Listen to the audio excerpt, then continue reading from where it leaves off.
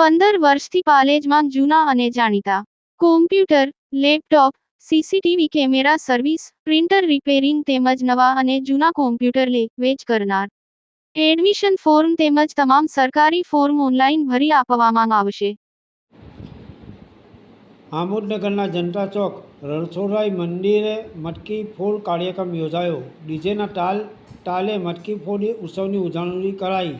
આમોદનગરના અનેક વિસ્તારોમાં ભારે આતશબાજી અને ડીજેના તાલ સાથે મટકી ફોડનો શુભારંભ કરવામાં આવ્યો હતો. હનુમાનજી મંદિર, તિલક મેદાન, મટકી ફોડ, વરતાલધામ, સ્વામિનારાયણ મંદિરને ખૂબ જ સુંદર રીતે આ શુભ પ્રસંગે શણગારવામાં આવ્યું હતું.